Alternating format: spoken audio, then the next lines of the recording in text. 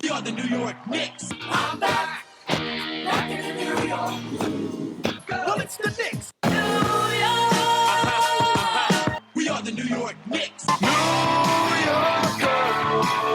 For this new season we're about to enter, the Knicks is taking no shorts, it's like winter. New York, New York. New York be about the Knicks, huh? But the best thing about New York City is K-N-I-C-K. Everybody say go New York, go New York, go! Hey everybody, welcome to the New York Knicks podcast, part of the Lineups Podcast Network and Dash Radio. This is episode 481, which is the amount of points the Knicks were down by in the first quarter today. I am Jay, and with me is Mark. What's up, Mark? I wish we did the show live so everyone can listen to a live suicide. It'd be great. It's been a It is such a depressing team to watch, and it's not. The season feels like it's almost over, and we haven't hit goddamn Thanksgiving. so the Knicks are 1-6. We mentioned last week Fizdale's job is safe unless they go 2-20. Now it looks like that might happen. It's not that far off, not that unrealistic at this point. I was watching, so since we last, actually, they were 0-4 as of last week's show. They are now 1-6. 1-6, is that right? 1-6. Or they were 0-3, so they went 1-3 this week. They beat the Bulls, then they lost to the Magic, they lost to the Celtics, and they lost to the Kings. I mean, I guess it's an improvement. 0-3 versus 1-3, we're going in the right direction. Sure. Yeah. I mean, even that game they won, though, they were down by like 18 before they came back. I mean, it is getting brutal. I was watching the Sacramento game. It was the second quarter, and I've never wanted a game, like an in-game, sometimes you want the coach fired in the game. I was like, can we fire the GM and the president of the team during the game? Like, this team is such a disaster. And I know Dolan's not going anywhere, but it just seems like, what's going on? This is the year or two of Fizz. Fizz just seems like, I don't know if he's a good coach or a terrible coach. I mean, I know he's not a good coach, but how do we end up this horrible? It's, I mean, again, the point guard situation's a problem. I know everyone says, "Oh, Frank's great," but can we hold off on the Frank stuff for a second? Yeah, I don't want to get there yet because the Frank stuff is another level. You start with the ownership. Dolan obviously sucks. He's not going anywhere. But then the team Mills/Perry, have they constructed a good roster, or not even a good roster? Have they constructed a roster that makes any sense? no. I mean, the two best ball distributors are Barrett, who's not a point guard, and Randall, who's our big man, are the two best. I mean, there's no like penetration. There's no ball movement. It doesn't look like there's any plays being run. It looks like everyone is just taking turns trying to isolate and score that way. There's so much wrong. So, Ntilikina. Well, first of all, Ntilikina only played 15 minutes against Sacramento. He'd been getting much more minutes. They beat the Bulls. It was the Bobby Portis game. We'll always remember the Bobby Portis game for the only time he ever did anything as a Knick that mattered. The only time the Knicks won. Yeah, the only time the Knicks won this season. For a second, I was like, oh, maybe Bobby Portis, maybe we found something here. And then the next game started, and you're like, oh, okay, no, never mind. Forget that. Yeah. The Magic game, they were competitive against the Magic. They were competitive against the Celtics. Celtics game was really competitive. Ntilikina played a bunch more minutes this week, so after not playing really in the first week, he's gotten a lot more minutes. Why did he not play today? He got early foul trouble, and then our coach just panics and never goes back to him. I think he was in we need points mode, so he put in Trier and figured Trier would score a lot of points, but then that didn't really happen either. Yeah, I mean, I understand we need points, but that's a coach like he gives up his game plan when he gets punched in the face, basically. Yeah. Like, he's got to be like, you know what? This is the way we need to win. Whether you think Ntilikina is the way they need to win, but like if you think he's your starting point guard, go back to him. Even if he has early foul trouble, go back to him. There's no reason to have him leave the game for like most of the game. Yeah, I mean, he only finished with 3 fouls, so I mean, Marcus Morris had 5 fouls. He played like the whole game. Mm-hmm. And this was also Fizz started the game off by having moved Mitch to the bench, moved Bobby Portis to the starting lineup because he wanted better spacing. I don't know really if that solves the spacing issue. I think the spacing issue is having just Randall and Morris on the team. Morris playing at the exact same time and not having a point guard. Right. I mean, in some ways, like clearly, Elfrid Payton was an attempt to solve the point guard issue, and he does. He's probably the best guy to start right now, in my opinion. Dennis Smith has been a disaster. Hopefully, he'll get better. So I have a question for you. So I posted on Twitter, what is Frank Ntilikina's best position? Because he's started as a Knick. He started about the same number of games at point guard as he started at other positions. Mm-hmm. And I posted, over 100 people responded, and they still basically 75% of the people said point guard over shooting guard slash small forward. But what do you think? The two questions with Ntilikina are: is he a useful player that deserves minutes? And then second, is he a point guard? The first question: you think he's a useful player that deserves minutes? In certain situations, I think his defense is good enough where if somebody's getting really hot, you could put Frank on him and hope Frank shuts him down. I saw a thing on NBA. I saw it on Twitter. It was like some NBA, one of these NBA tracking sites, or maybe it was off of NBA.com. They had the stat that Kemba's 33 points against the Celtics, only 3 of them were scored against Ntilikina, which is, okay, so Kemba won off, but it really wasn't Ntilikina's fault. But why wasn't Ntilikina covering him the whole goddamn game? Right. Ntilikina played like 35 minutes against the Celtics, or 38, whatever he played. Like, his job should have been like to stick to freaking Kemba like white on rice, whatever expression you want to use. Yeah. As far as the point guard situation, though, so Ntilikina probably is useful, but the point guard thing. It doesn't seem like he's penetrating, right? He's not driving to the basket. A typical play seems to be he dribbles off the court, hands it off at least 5 feet behind the arc, and then goes to stand in the corner and doesn't participate in the rest of the play. Right. Yeah, that seems to be most of his plays. So that's not really a point guard. Yeah, the best play I saw from him, there was a fast break where Barrett set up Ntilikina, made a bounce past him, and Ntilikina finished at the rim. And I was like, oh, that's the best Ntilikina's looked on offense the entire season, was when someone else was passing him the ball. He hit some threes this week. He's not a point guard, right? It doesn't seem like it to me. I mean, I understand, maybe he's your backup point guard, but he's not really a point guard. He doesn't initiate the offense. There are people that love Frank out there, and they kept arguing things like, he's great on defense. Maybe if he just develops his outside shot, doesn't the point guard have to initiate the offense? Doesn't he have to play the quarterback out there? Yeah, somebody has to. I don't think it should be Barrett. Why are we forcing that upon Barrett? Yeah, let's take the best guy we've drafted in years and make him play a different position. It just seems weird. I mean, at this point, it seems like it's going to have to be that way, though, right? I mean, I understand to a certain extent making him play some point guard with Payton. How bad is Payton injured? Is he one of these groin issues we'll never see him again? His groin fell off. Yeah, I forget. Is it groin? I forget what it is. Hamstring, sorry. Yeah. Oh, we'll never see him. His hamstring fell off, sorry. And Dennis Smith, obviously, he's dealing with death in the family. That's pretty awful. But I imagine he'll be back pretty soon. I think they'll both be back pretty soon. So yeah, maybe it looks a little different. But then what happens is if they both come back, maybe Frank gets benched again, and then everyone starts complaining that Frank isn't given a fair shot. But he's gotten a lot of minutes this week, and I haven't really seen anything that made me say, hey, wow, we should play this guy 35 minutes a game going forward. I mean, I see him playing. He's played solid defense this year, and he definitely he earns minutes by playing defense. He's hit a couple, barely any shots, but he earns minutes playing defense. The team does look better with him. The defensive rating is markedly better, with him on the court. Mm-hmm. But he just doesn't have to play point guard. Maybe the better lineup for the Knicks would be point guard, Barrett at the 2, Frankie at the 3, or just Frankie as Barrett's backup. I don't but you could probably roll him out there for 25 minutes a game and have it be effective. I don't know. The Knicks can't play any defense, and then like the 4-5 could be I don't know. I would Mitchell. do Frankie as the backup 2 and 3.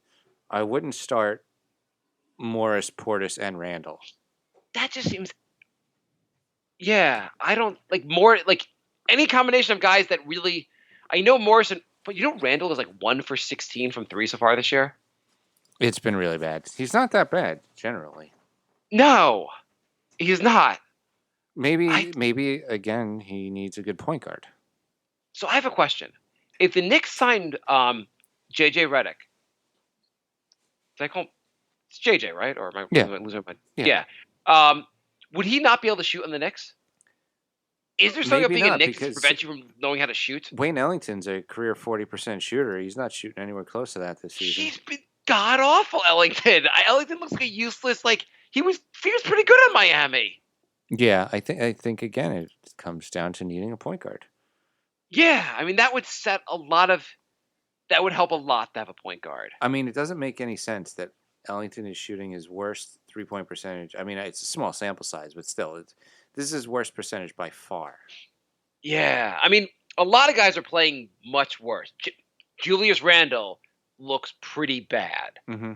He's been getting some assists, but he has said the double teams are really throwing him off, the double and triple teams. So being the number one scoring option has really thrown him off. Mm-hmm. But it's also he's used to having someone else set him up instead of like going, hey, Randall, go ISO. And by the way, you're point forward now. Never thought of that? You're doing that also. Yeah, I think this situation is just making everybody worse. Yeah, I mean... Because, even Portis isn't great, but he's not this bad. Yeah, everyone... It's like a coach should be able to hopefully make his players a little bit better. And seems like with this... So currently, Fizz has made these players actually worse than they are. The sum is worse than the parts. Okay, let's do this. Who is playing better than expected this season? Okay, that list is done. You want to move on? I'd say Barrett is the only one. Yes, Barrett has looked pretty good. I wish he could shoot a free throw. That would be nice. But we're not even remotely concerned about Barrett. His free throw shooting has been ridiculously bad. But yeah, that's the only nitpick I have against him. Yeah, generally. Otherwise, you know what was funny in the? I think it was in the Celtic game, or maybe it was the Magic game. Barrett kept like driving to the lane and then kicking it out to a wide open Mitchell Robinson at the top of the key, like thinking that like he would kick it out the way like you kick it out the guy's gonna like drain the three. Yeah. And Robinson's like, why are you passing me the ball? It was like 3 separate times where Robinson's like, I don't know what I'm doing with the ball. I just gave it to someone else. But then it's like, why are you out there? Yes, why are you out there if you're not going to shoot? You're like Barrett probably was like, hey, I heard you shoot threes now. And Mitchell's like, that's only in practice in the off season. It's why are you out? Yeah, why are you standing there if you're not trying to participate in the offense? Yeah. It's hard to have like I was thinking of Frank Ntilikina, I was thinking of like Rondo. On those great Celtics team, Rondo did not play. He did not shoot. Basically, he was a terrible shooter. And teams, when he was by the arc, teams would like stay 10 feet off of him. Yes. But he really did participate in the offense. He really set guys up and was a terrific point guard and played very, very good defense. Portis, I mean, Ntilikina will never be that good. Right. Yeah. So what was the thinking of our team president and GM going into the season with point guards? That Frank will make a leap, Smith will make a leap, and we have Peyton as backup in case one of those two doesn't happen. Well, one of those two is definitely going to happen. Yeah, I think they expected a lot more out of Dennis Smith, I guess. But you would think they would have done more with point guards. Well, we could insert that sentence. We've been doing the show since 2010. We can insert that sentence into every single episode we've ever done. I posted on Twitter. Someone was responding to someone about the Knicks needing a point guard. I was like, it was basically like, holy shit, Knicks need a point guard. Dear Twitter, do you mind reposting this every year on this date for the rest of my life? Right. I get the idea tonight of trying to have Trier out there because, like, why not try this again? Because Trier, like, in theory, wants to pass. Yeah. Or wants to get. Why? What's the problem with playing Dodson? I have no idea why Dotson can't play anymore. I mean, has anybody else? It doesn't seem like anybody else is playing so good that he can't play. I mean, Dotson, you can't. Like, is Ellington so good that Dotson can't have his minutes? Or even Trier's minutes. nothing. No one's playing well that like they deserve minutes over anyone else. Barrett is the only guy that deserves some minutes. By the way, Barrett played 41 minutes in a blowout to Sacramento. I know. He's one of the like top 5 or top 10 in the league in minutes per game right now. Because he's the only player playing well. Yeah, I mean, Fizz is like, I can't take him off the court because he's the only one that knows what he's doing out there. And he's 19. This is his game 6 of his career. At this point, make the starting lineup Kadeem Allen, Dodson, Barrett, I guess Randall, and Robinson. So, as far as the coaching, like, Luke Walton looked like a genius on Golden State. He couldn't be beaten when he took over that interim period. Yeah. Then he went to the Lakers. He sucked. Sacramento, outside of them killing the Knicks today, generally he's not been good. Has not been good to start his career in Sacramento. Mm-hmm. Was Walton just a good coach because he had good play? Like, are coaches just good coaches when they have really good players, and shit coaches they don't have as good of players? Well, are we overrating what coaches can do? Basically, can we find a coach? I don't know. Like, would Fizz? If you put Fizz on a better team, would he look like a good coach? Was Walton really a good coach, or was he just using Kerr's system? Yeah. With 4 Hall of Famers on the roster. Yeah, I mean, Mike Brown did a pretty good did. job there also when he was taking over. I mean, I'm pretty sure Fizdale could have been like, hey, 4 All-Stars / Hall of Famers, win some games.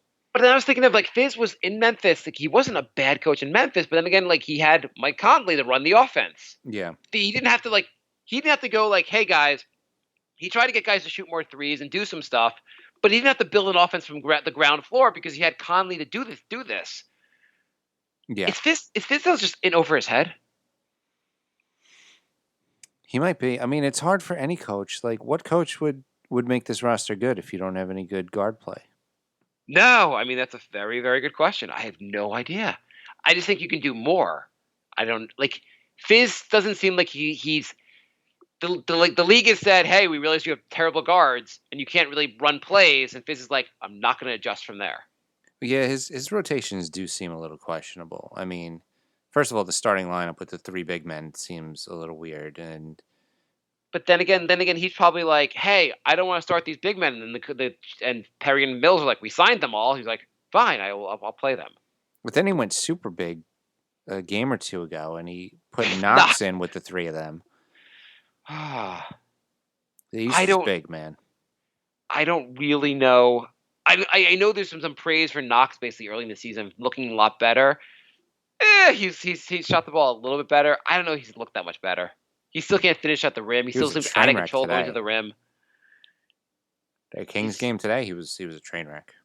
Yeah, I maybe a mild step forward for Knox. Maybe. But then again, maybe a better coach would. They brought out a bunch of players who aren't terrible players. There's got to be a better way to They shouldn't be playing this horrible. Yeah, well, that's the thing. If every player on the roster is playing below where they should be, then it's a team problem. It's not like. But then again, you could also argue the Knicks got beat by 2 daggers. The Kyrie Irving dagger in the Nets game, and Tatum had an awesome shot to beat them with the Celtics. Those 2 shots don't go in. The Knicks are 3-4, and we're like, season's fine. Yeah, but there's still a lot of players that were playing not great basketball. Yeah, I mean, Morris was looking terrible. The last 2 games, he's looked a lot better. Mm-hmm. Randall has not looked great, but I don't think Randall and Morris are the best pairing together. No, they seem to bring a lot of the same things together. Does Morris seem like he's doing a full Mellow impersonation on offense? I think every one of the big men think that I'm the best guy on this team and I need to carry this team. I mean, I don't know if they think that because they're like, or maybe there's I need to. Not even they think they are, but they're like, I need to step up and because the team's playing so poorly. Right. No one's trusting team basketball. Right. Somebody needs to put some points on the board. Yeah. And the bench has got awful, I guess, at this point. There's no strength in the bench. No. Although we did see Iggy's first appearance today. I turned off the game at that point. How did Iggy look? He looked all right. He outscored 2 of the Knicks starters in just 4 minutes. That's something. Portis and Ntilikina both had 2 points today. Iggy had 4. On the one hand, I'm like, there's no room for to play Iggy, so let's put him in the G League. But then I'm like, you can take anyone's job. Yeah, pretty much. So paths forward. So the point guard thing seems like a kind of a major issue. Yeah. And what are the solutions at point guard? I think at least we are in agreement with like disagreeing with the entire Knicks world out there that like we both don't think Ntilikina is the answer at point guard, starting point guard at least. I don't know. I guess if you pair him with Barrett, you can do some kind of a hybrid. Both guys are going to kind of play point guard. I mean, that seems to be what they've been doing this week. But then again, even when they're on the floor together, Ntilikina is like, Barrett, you're the point guard. And Barrett's like, isn't that your position? So, Like, my position's over on the baseline. I'm going to stand over there and hide during offense, and then I'll run and play defense and be like, I deserve to be on the court. I'm such good at defense. But when we go back on offense, I'm going to try to not touch the ball. And when I do, I'm just going to shoot really, really, really poorly. Well, he made that half-court shot this week. If it wasn't for that half-court shot, No, he would be shooting 20% from the 3 if it wasn't for that half-court shot. Yeah, that was a pretty big shot. Yeah, so what are the other solutions at point guard? Now, Payton will come back, and I'd say Payton is an adequate starting point guard, at least like an attempt. Like he put him in the starting role. He looked when the limited minutes he did play this season, he actually looked pretty good. That's not a bad. There's not going to be that many solutions this season, but that's not a bad solution there. What else we got? And Dennis Smith, do you think Dennis Smith will get to the point where, I mean, he looked atrocious, but it's a long season. He looked better? He'll look better because he can't really look worse at this point. No, he cannot look worse. By the way, I'm just seeing that Dallas is playing currently. Did you watch any of the Lakers Mavericks game the other night? I did not. Man. Well, it's not that KP looked amazing or anything, but Doncic looked freaking amazing. And LeBron still looks amazing. Yeah. Yeah, Doncic is, my goodness, that guy's going to have a long, good career. Okay, so how else can we solve this point guard? Like the season, what are the other avenues to solve this point guard situation? I don't think there is much of an avenue. The Knicks are capped out. They can make a trade, but who's going to trade one of their guards? Okay, so so the Golden State Warriors are horrendous. Finally, they are horrendous. Steph Curry's out for like 3 months. Draymond Green, they should just give him the season off. Like, wouldn't it be fair to just say Draymond Green, come back next year? I think if he so much as rolls an ankle, he's going to be out for 10 games. Well, he's already missed a game the other night, so yeah, no, I think you'll see a lot of that this season. I mean, they should. It's just like, dude, like, let him be healthy at least for your next season. And but anyway, Curry broke his wrist after all. It's insane. I can't believe just insane. It's like they have like it's like that Simpsons episode where everyone gets the Simpsons baseball episode where they all have like injuries happen to them. Yeah, that's what happened to Golden State. They all have an unfortunate events have happened to them now. Mm-hmm. But D'Angelo Russell is the question. Do you think he would be someone the Knicks should trade for, and what would Golden State want? Golden State needs a big man. We got 17 of them. Looney's out. Cauley Stein's been out. I think he missed the first 4 games of the season. Do you need a big man when you're tanking? Well, if you say you're tanking, then they don't need anything. Yeah, well, what do they need for D'Angelo? Well, first of all, would you trade for D'Angelo Russell? That's the first question. He's looked pretty bad too. Yeah, but he has a whole season from last year where he looked pretty good. Yeah, but that's the East. Yeah, well, he'd be coming back to the East, Jay. That is a point. You have to think this has been it's a horrendous roster Golden State suddenly has. They went from going to the finals 5 straight years. This roster now, as far as healthy players, looks horrible. I'm just thinking if he's the main guy on the team now, and he still looks terrible. So I don't know. Well, they signed him for 3 or 4 years, right? Do you think Golden State in some way says we're going to be horrible? We're all in for the tank.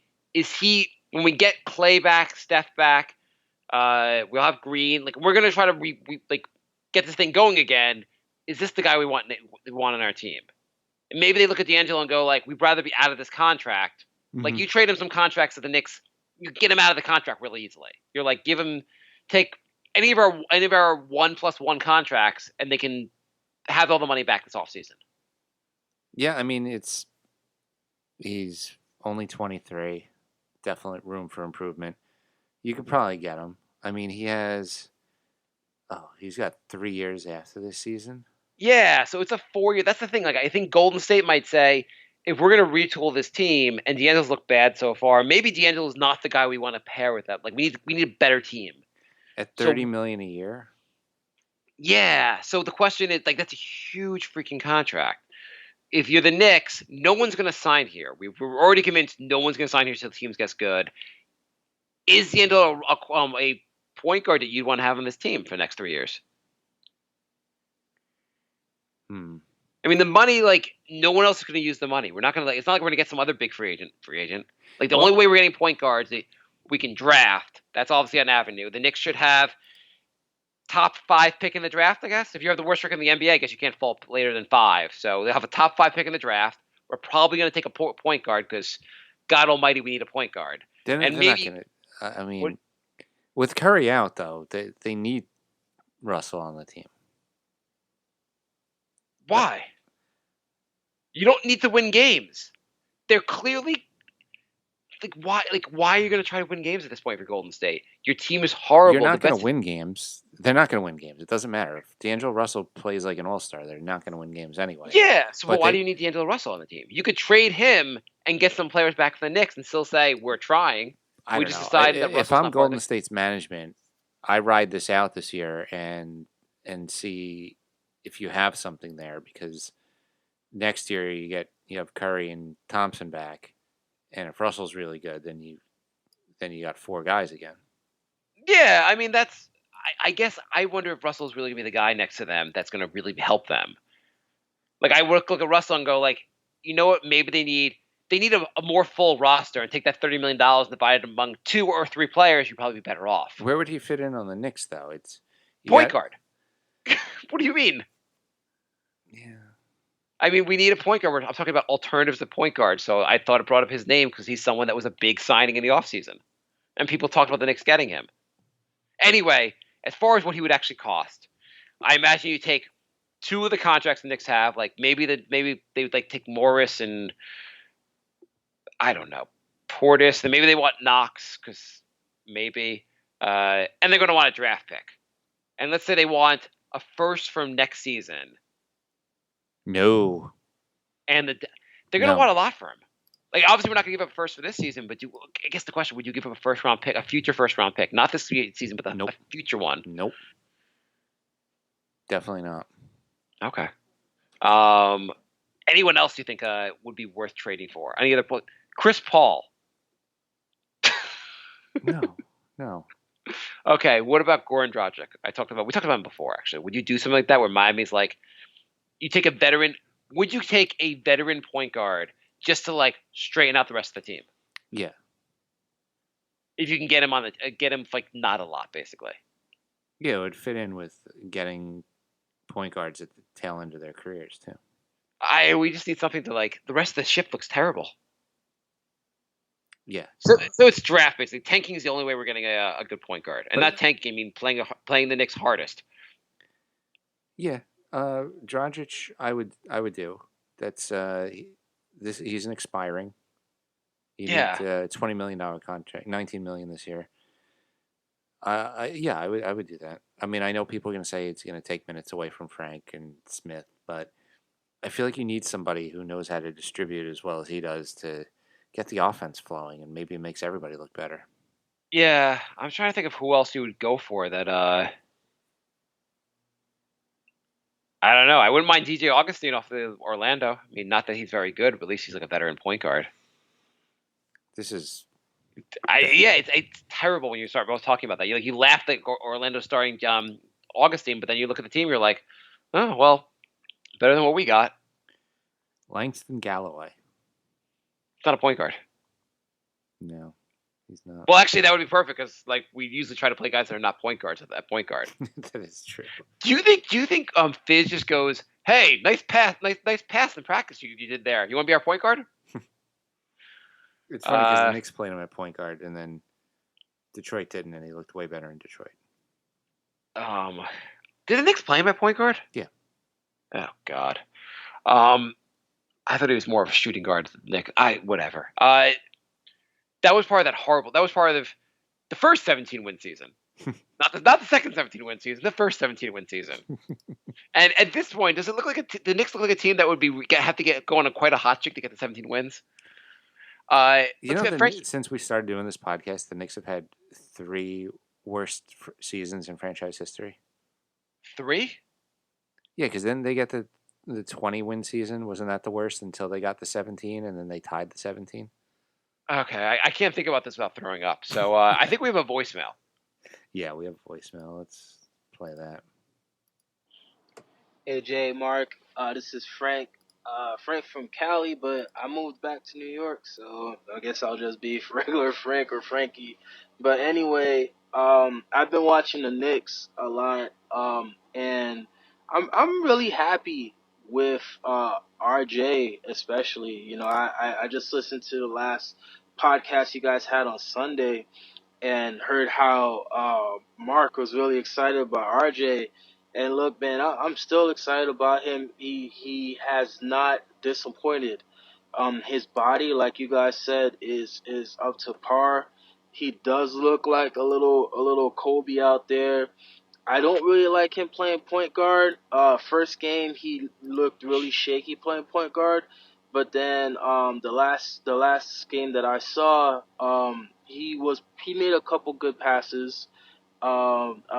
Alfred Payton at point guard looked pretty good. The team was solid the last game.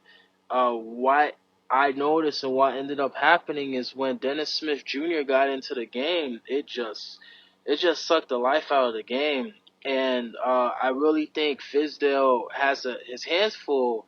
And it really, to me, it really says something when the coach can't really figure out the lineup.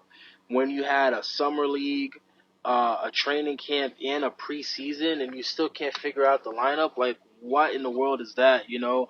That says a lot about probably the GM, the front office. Maybe the front office didn't do that great of a job bringing these guys in if the coach is still struggling. Maybe there's an issue with the coach, or maybe it's like an issue.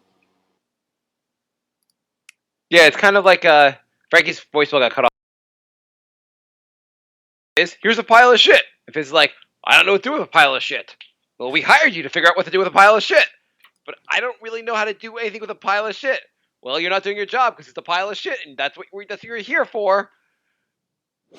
Pretty much.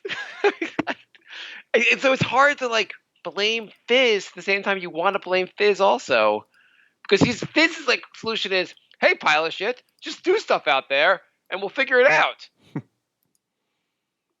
It seems like it's also been a trend for the Knicks to have the front office and the coach not on the same page.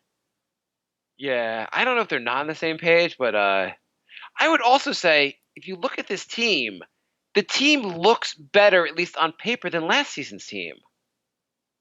And I'm not saying they won't get more wins, but like they should be playing. This is a better team than last year's team, right? Yeah, it seems like it should be on paper. It should be better in every way. I mean, we didn't lose guys. Like none of the guys we've lost play any minutes elsewhere. If you look, Hazonia's barely like Hazonia. Who else on the team last year? Moutier. Who was the guy that shut down Giannis by allowing him only have regular All-Star numbers? Noah Vonleh. Yeah. Like all those guys are not doing anything else where they've gone. It's not like they're like the only actually ex-Knick that's doing anything in the league right now is Derrick Rose, who's like on goddamn fire. Mm-hmm. Do you think the Knicks should have kept Derrick Rose? No. Okay, I'm just asking because I'm losing my mind.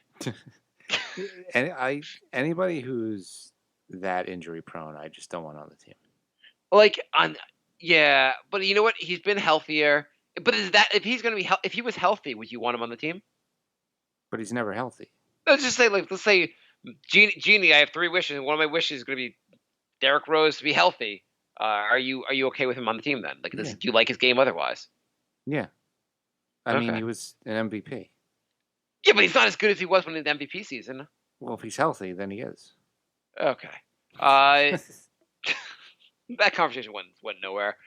He is playing health. You know what? He didn't show up for a game for no reason whatsoever. And I look at the Knicks roster and I'm like, maybe some of these guys should try that also. Yeah.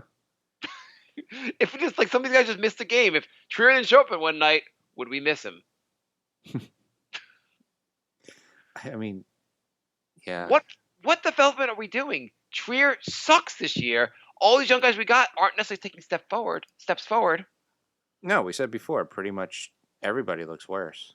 Yeah, there's no. I mean, it's a short season. They're only 1-6. It's 7 games. They have 75 games to go. But we got to do 75 more of these.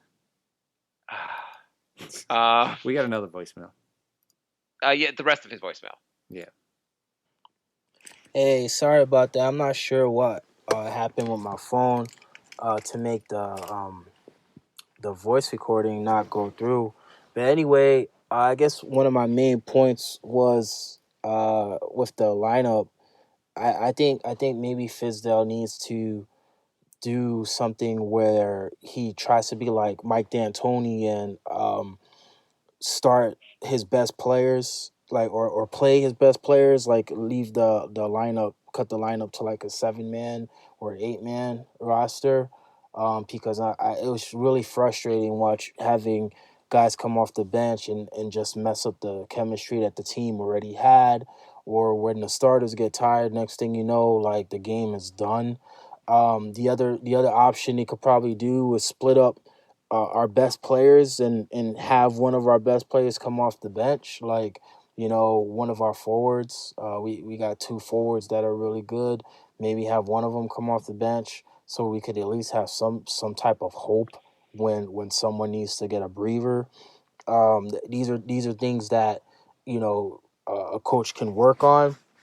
The other thing that's really important is got down the stretch, our forwards kind of like, I don't know, they kind of like make the decision making down the stretch is not there yet, but I think that's something that will develop over time and hopefully through teaching.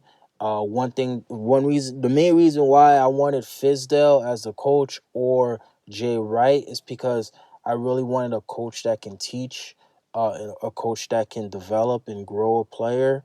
And right now, I'm not really seeing that with Fizdale right now. But I don't want to I don't want to change coaches and keep changing coaches. I do want some consistency with the Knicks. So I would really, really like for Fizdale to develop himself in that way where he can start teaching guys and we can start developing players in house. You know, I'm tired of us. I'm tired of watching my rookies that I drafted, our rookies that we drafted as Knicks fans, and next thing you know, you see them winning championships on other teams or playing good on other teams. So what do you think of that? Yeah. I mean, he tried to have an 8-man rotation the other night in Orlando, and or no, against the Celtics, I guess. It looked better. I mean, having it is, in his defense, it is hard to figure out a shorter lineup when everyone's playing so poorly. But Fizz is not doing anything to like make the team look better either. I like the idea of maybe staggering Randall and Morris might make sense, that the offense can go a little more through them if they're not always on the court together. Yeah. There's adjustments Fizz could make that he's not making. And it's probably hard to... I mean, if Popovich was coaching this team, how much better would it be? It'd be better. It would obviously. definitely be better, yeah. Because I feel like the rotations are weird. The the guys he's playing together are a little weird. I don't know. Pop probably has a better eye on who would Yeah, fit together, and but I guess also the idea is we're probably not getting no one we're gonna hire is gonna be Pop because obviously you're not gonna get the best coach in the game. well, let's just say above average coach. How about an average coach? If we got an average coach, a league average coach, would he be leaps and bounds better than Fizz? Probably. Maybe. I think he's a bottom 5 coach in the NBA. Really? Are you challenging me or? I don't know if he's bottom 5. Why? Wow, you're really. Well, let's see. sour on Let's see. Fizz first full season with the Knicks, they had 17 wins, and his second season so far, they have 1 win in 7 games. They don't exactly look great under him, No. and he got kicked out of basically Memphis because he the star player didn't like him. That I mean, His head coaching resume is not good, and we just said all these players are not looking great. He freely admits he doesn't run an offense. He didn't want to run plays last year or he limited what he was running with them because he didn't think the players were good enough to really run anything. I don't know. It's early. Maybe he'll become a better coach, but so far I am very unimpressed with him as a coach. And who knows? I'm not following every other bad coach in the NBA as closely. So maybe a lot of the coaches are pretty bad also. But I have been very unimpressed with him. But I also understand it's hard to for him to do much. The roster's not great. Yeah. Yeah, it's but a tough situation. It really is. Yeah, but is there a benefit to firing him mid-season? If he goes 2-20, do you think it makes sense to fire him at that point? Yeah. Yeah, if he can't, if another 13 games rolls by and the Knicks are just as bad, I think you got to make a move, right? Because then he's showing he's not making adjustments, and this team isn't that bad. The team is bad. It's a bad team, but it's not worst team in the league bad. I mean, the point of the coach is to get as much out of the players and set them up in a position to win. If you're not winning games, then let's just give someone else a shot. Yeah. Maybe he's the assistant. Maybe make Mike Miller the coach, and maybe he will just do a better job. And maybe we found someone. Who the hell knows? Mm-hmm. But clearly, if they're not responding to Fizz, they're not getting wins, then something's wrong. Yeah. He also, what can happen between this and the next show is Peyton comes back, he settles the offense, and things look a lot better, and they get some wins, and suddenly they're still a bad team, but they're a much better bad team. Yeah. I don't know. Do you think he's a league average coach from what you've seen so far? Yeah. Yeah, I mean, I don't know. It's so hard to tell without a. Let's go to questions. Yeah. But I don't want this to run too long. So we got a question from Anthony wrote. He said he showed actually here's a good topic for you guys. It was 5 players who deserve more minutes. And forgetting what they was said in the video, are there guys that you think definitely deserve more minutes now on the roster who should be getting? Are there guys who should be getting more minutes on this roster? I think Dodson should get another chance. Yeah, I'd agree with that. Anyone else? I think it's fine letting Izzy go to the G League, and if he's playing well from there, then by all means give him more minutes. But yeah, I think just Dodson really. Maybe. I mean, I want Mitch to play more minutes, but he's also getting a lot of fouls. He seems to be called on some of the. I know he fouls a lot, but he also gets called on some of the most ridiculous fouls too.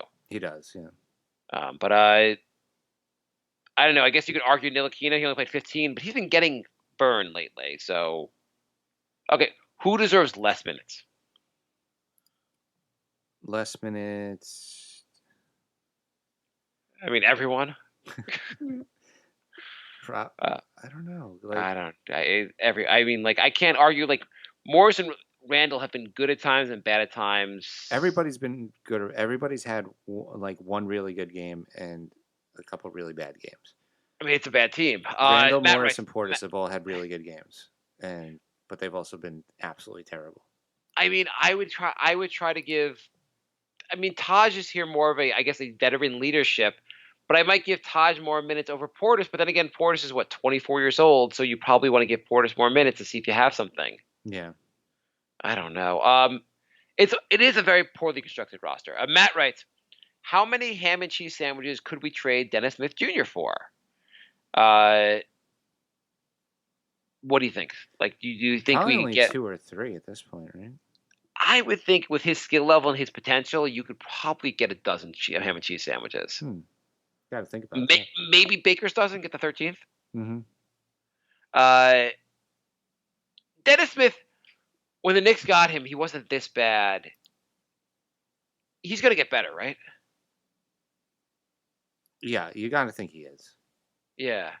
Matt writes, for real though, if there was one player we could actually acquire during the season, who would you guys go after and why?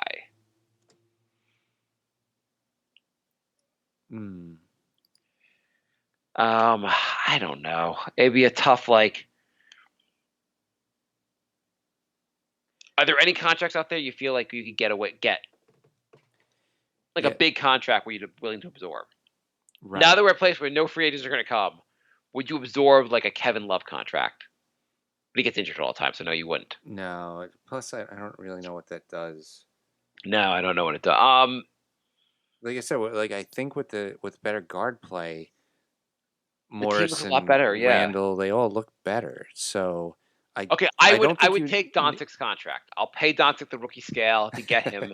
I'll be fine with that. Okay, I'm okay. Okay, Dallas, we'll even give you back your first round picks for him. The thing is, most really good guards with big contracts that you'd want, the teams aren't going to trade. Like the Kings aren't going to trade Buddy Hield. Yeah. I have a question for you. I know this is not going to happen, but if Dallas said, we'll give you Doncic, but you have to give us your next 4 tradable first-round picks. You can't trade every year, so it has to be every other year. But the next 4 first-round picks for Doncic, would you do it? Yeah. Yeah. Okay. I just want to know how crazy you were, like with the first-round picks. No, because Doncic is almost averaging a triple-double his second year in the league. He just looked so. I was watching him like, oh, this is a guy that makes the offense better. This is like another planet from what Frank does. Honestly, odds are the Knicks will never draft a guy as good as Doncic. So, yeah, you trade draft picks for him. Yeah. What about OKC? Is there any chance you can get them to like trade? They're not going to trade Gilgeous, right? Gilgeous. No. Email us with suggestions. nyknickspodcast@gmail.com. You could also email us voice memos like Frankie did. Try and keep them closer to a minute, just because we're trying to do shorter shows. I guess it basically would have to be a backup point guard that has potential. I don't know enough about who the best backup point guard to get, but there's got to be a guy in another team that's not. Every team has 17 more. Every team in the league has more point guards that are good than we do. So there's got to be a backup there that might deserve more minutes. Mm-hmm. The other idea is G League. Find someone in the G League. G League hasn't started yet, I don't think. But like when G League's going on, look at the point guard play. Find someone who's playing good, sign him, and cut someone else. Yeah. Take chances on guys, which is, I mean, if you look what Miami has, this guy Kendrick Nunn looks freaking phenomenal, and they took a chance on a guy. If the Knicks see a point guard that looks pretty good, and they want to sign him, who do you cut? Who's the first guy you'd cut on this team? First guy cut is probably Not that easy. Smith. They're paying him for next season. They already upped him for next season. Him and Ntilikina. So you're probably not gonna. You just re-up the guy. You're probably not gonna cut him to sign a G Leaguer. No, I don't know who you cut. Trier. I guess. I don't know. Cutting Trier for a G Leaguer seems kind of ridiculous. Also, he's one of the young players. I know. I don't know who you cut. Maybe you say Taj. You can find a better team. Yeah, because do him a favor. I mean, he's getting DNPs right now. Yeah, I'm just saying. Like, look at this roster. There's so many guys. Like, you have to do one of the 1-year contracts for the second. Like, does Bullock? Bullock hasn't played yet, so. Right. Yeah. No. Ellington go like we like you know what Ellington we appreciate everything. Maybe you're better off on a playoff team. But I think Ellington looks better with better guard play too. I don't know. Yeah. When I say guard play, I mean point guard. Yeah. I mean, it should be a focus though, with like finding a point guard. If you see one guy in the G League that might look better, like it'd be worth. Well, here's a what guy, Ish Smith. He's on Detroit. He's on Detroit now, right? Mm-hmm. He's been on 17 different teams, but he looks better than anyone the Knicks have. If Detroit said, they'd be okay parting with him. Like you can trade someone reasonable for him. Would Ish Smith be a guy you go for? Okay, we'll move on. Paul, I'm just not very excited about. I preferred Ja to Barrett on this team, but for you guys, if it was possible, why wouldn't you trade RJ for Ja? So if Memphis calls up and goes, "Let's trade first round picks," why not? Would you do it, Jay? I thought you said you would. We talked about the last show. Yeah, I would. I mean, I really like RJ, but Ja's exactly what the Knicks need. Yeah, I mean, I don't want to trade Barrett, but Ja would be. If the Knicks were never taken. If the Knicks drafted 2, you would have taken Ja. Okay, what if the Pelicans call and they say we'll give you Zion for Barrett? Would you do it right now? And you can't know the status of his injury until after the trade. I know. No. What if they let you look at the medical records? We can only look at them through them, like through a telescope. Oscar writes, based on on this first few games of the season, what do you guys think the best starting 5 and the best closing 5? Let's just do the best 5 to play on the floor at any time. Well, I'd want the starting 5 to also be the closing 5. Yeah, I agree. Like your starting 5 and your closing 5 should be the same lineup, or else what are you doing? Mm-hmm. So what 5 would you put out there now if assume everyone's healthy? Peyton, Barrett, Knox. Really? Yeah, I think you go young, and if it doesn't work out, it doesn't work out. But like, just do it. And then I would say Randall and Robinson. Okay. I think it'd be interesting to do Peyton also, and Peyton. I'm sure also once Peyton starts playing again, we're like, okay, now he can't play either. But Peyton, Barrett. I'm gonna Nil Keenan out there as the 3 because I think his defense maybe it's worth playing with his defense, and then putting your 4-5, making it Morris, or I guess Randall at your 4. I guess Mitch at your 5. I was thinking about if you could do Morris and Randall as your 4-5 if you have better guard play. Mm-hmm. Do you think that would work? Like, and go like a little small? They make Randall your center. I think you could do that in spurts, yeah. Because I think that could be interesting. Because then, like, if Frankie plays really great D, maybe it makes up for the fact that you don't necessarily need Robinson on the floor. Mm-hmm. Or I don't freaking know. Frank writes, it would be really nice if Randall could stop shooting 3s. But Randall hit a decent amount of, like, his percentage of 3s wasn't bad last year.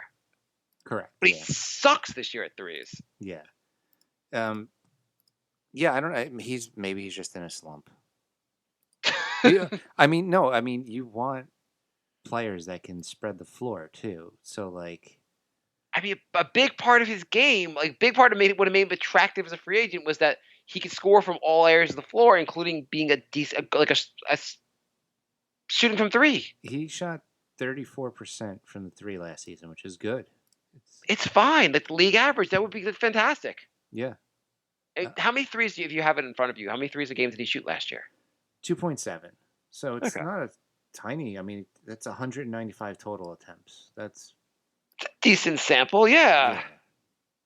So he's not this bad of a shooter. I don't know what's going on. Jeffrey writes, caught Dallas game against Denver and Los Angeles. Late in the 4th, with the game on the line, the Mavs didn't even play Porzingis. And when they did have him out there, Doncic was looking for everybody else, not KP. How long do you think it'll be before he starts whining? Oh, I hope he does. Oh.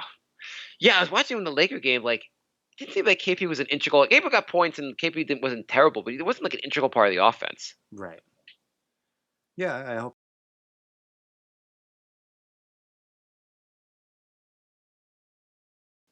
I'm hoping to take my son to like 2 or 3 Knicks games this year, and based on how they're playing, I might get a really good deal on StubHub. Yeah, that is true. Yeah, I've got to look at the bright side. Okay, real quick, we have Jonathan writes, do you guys think that our offensive problems are because of our roster, or Fizdale is just not a good X's and O's guy? I gotta say it's really the point guard play more than anything. Well, I think it's a little of both. Yeah, We both that's mentioned true. it. Doesn't seem like they actually run any plays either. Yeah, I'd say the number one thing is because it's not just the roster; it's the point guard play. Even if the point guard's on the roster, that they're just so. Yeah, point guard play, then X and O's would be my number 2, and then overall roster construction would be my number 3 on this list. He also writes, can we just accept that Frank will never be a good offensive player, but still be a good role player? His defense has been really good this year. Yeah. Like when people say like he's not a point guard, it doesn't mean he's a bad player or doesn't deserve to be in the NBA or anything like that. It just means he's not a point guard. We've watched other point guards. He's not one of them. Right. And last one, I think that if Golden State is struggling to get to the playoffs, they may be okay with trading D'Angelo Russell. As we all know, the point guard position has been our main problem since forever, so I think that we could be in play for him. A combination of role players like Morris, Portis, etc., and draft picks could get the deal done. What do you guys think? What about the 2 Dallas picks? Would you trade the 2 Dallas picks plus whatever combination of guys you mentioned? Yes. For Russell, you take on the full contract? Yeah, I don't think the Knicks are getting anybody in free agency. Yeah. But then I guess the only thing you're limited, like the Knicks are going to be really bad. Would you rather have basically draft LaMelo or one of the other top point guards, or get D'Angelo? Look, if the Knicks draft LaMelo, then you could trade D'Angelo.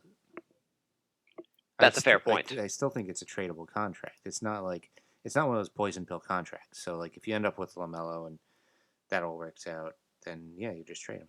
You could also probably play Barrett at the 3. I don't think Barrett's as out of position in the 3. I think he's out of position at the 1. You could probably have 3 guards, basically. Have D'Angelo, LaMelo, because of course we're getting him, and Barrett together.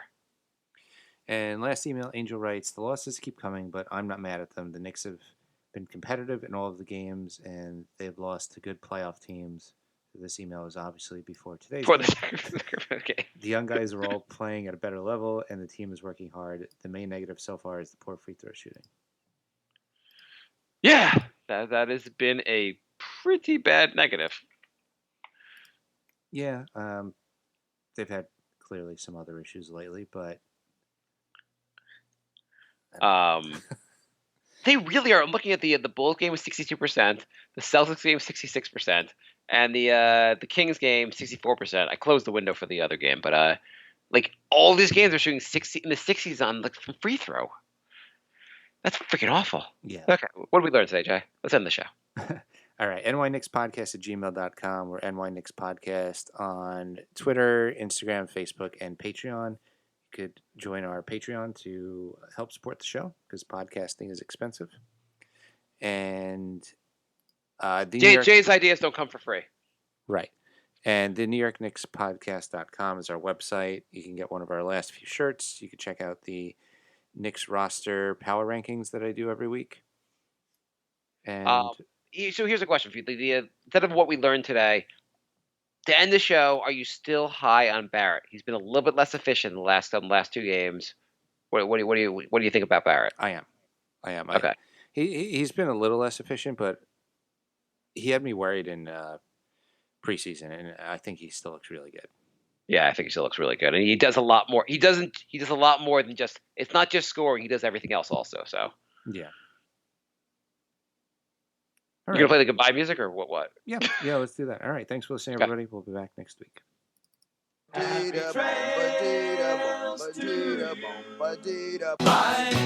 love. Goodbye, everybody. It's all over. Goodbye. It's time to go. This is the end. Say goodbye.